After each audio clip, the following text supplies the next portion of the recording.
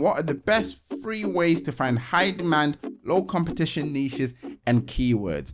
Now, hi guys, my name is Phil and welcome to the Money Game YouTube channel. For anyone new around here, I make print on demand videos to both motivate and to give tips and tricks on how to grow your online print on demand businesses, whether that's through sites like Redbubble, TeePublic, etc. Now, if this is the first time you're coming across my channel or my videos, I have a full playlist of videos that's linked down in the description that will pretty much walk you through step by step how to make money on sites like Redbubble. So I'd suggest you check that out if you haven't already. All the information you get from my videos is based on my own experiences. So I've literally been there and done that, and now I'm just sharing it with you guys through these videos. But nevertheless, if you want to be a part of my journey, if you want to grow alongside me, make money alongside me, make sure to hit that subscribe button as well as turn on your notification bells so you'll be updated whenever I upload a video. And an additional perk of actually subscribing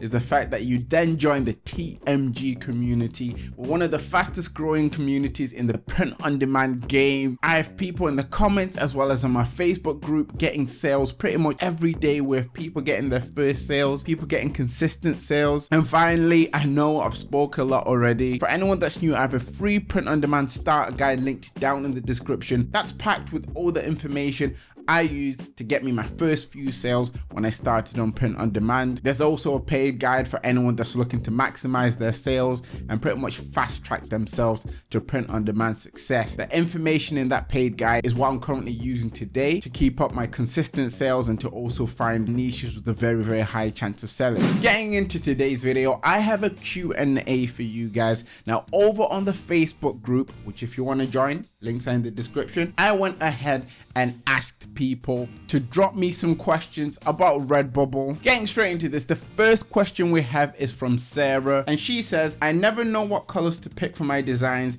What do you suggest? Now, this is a fairly easy question for me to answer. The main colors I use and I stick by are white. So for example, white designs or white text on a black background. You can have black on a white background. To kind of go a bit more out there with some colorful colors, I usually go for a bright green, oranges or pinks. That's what usually works for me. They're usually my go-to colors, but sometimes when you find a certain trend, when you find something that's working, there's a specific color that's linked to that. So that could be things like reds as well. But the first bunch of colors that I mentioned are the ones that I recommend for you guys to use if you're stuck on what colors to use.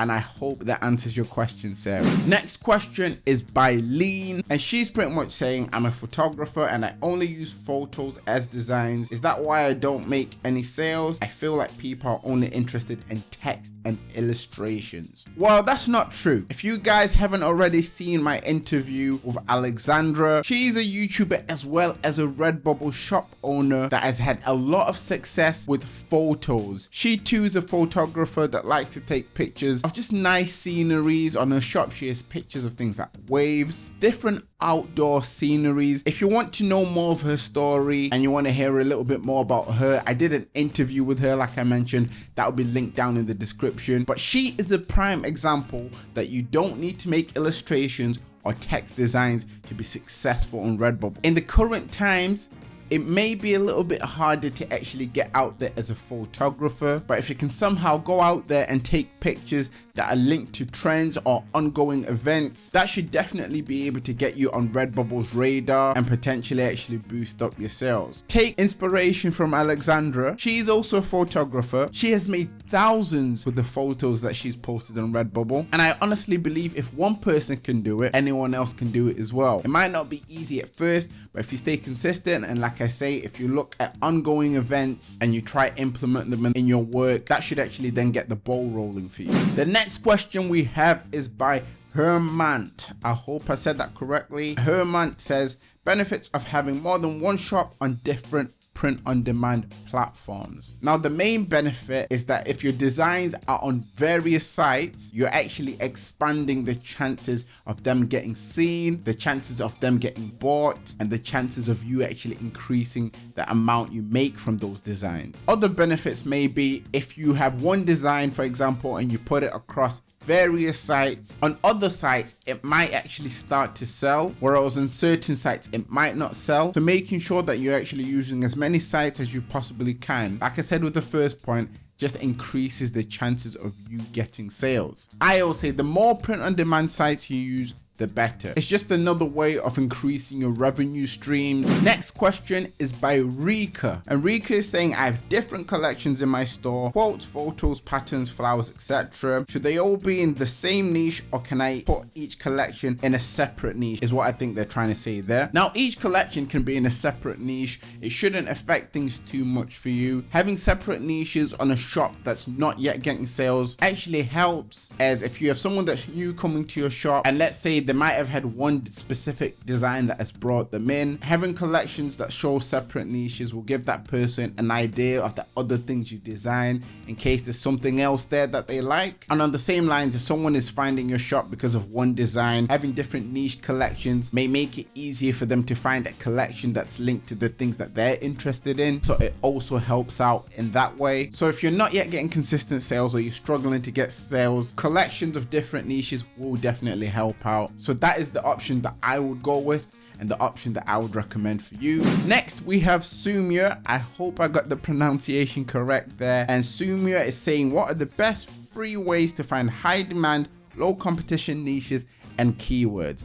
Now, I've made various videos where I actually talk about this in different ways. If you haven't watched those videos, I'm going to link them down in the description. I'm still going to try my best to answer this question for you in a way that's actually actionable, so the information that I give you, you'll be able to use it straight away. Now, getting straight into that, the first free method you want to be using is the Redbubble A to Z method. Now, for those that have been watching my videos for the past few weeks now, you know that this is a method that I talk about quite a lot.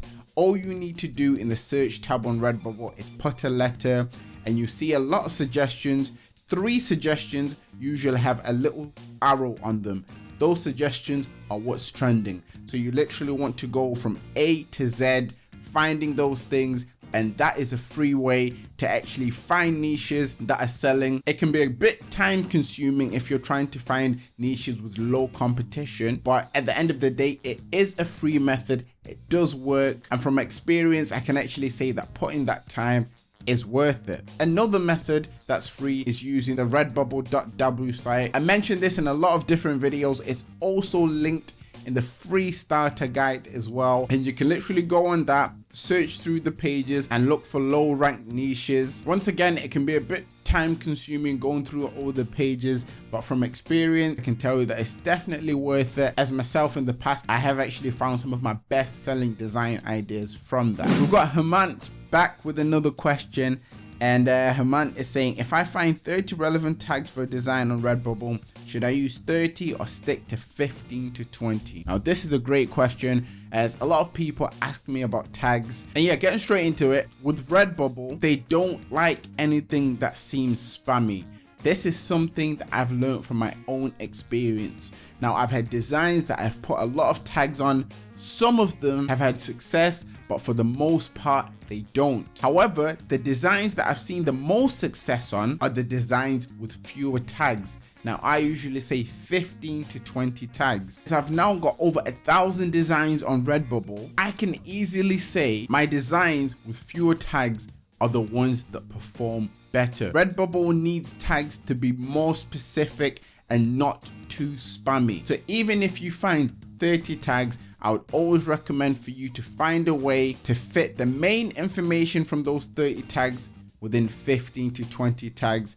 It does make a difference. Now, bear in mind, no one from Redbubble came and told me, yeah, this is the best thing to do. I'm just telling you from my own experiences. This is what has worked for me, and I'm pretty sure if it can work for me, it can work for you. Woo, that is it for this video, guys. Once again, if you're new to the channel and you're seeing me for the first time, make sure to hit that subscribe button and turn on your notification bells so you don't miss out on any of my upcoming videos. If you made it to this point of the video, comment down in the comment section below. I'm ready to make money. So yeah, guys, get yourself in the right headspace, right mindset. Remember that everything is rigged in your favor, and manifest success.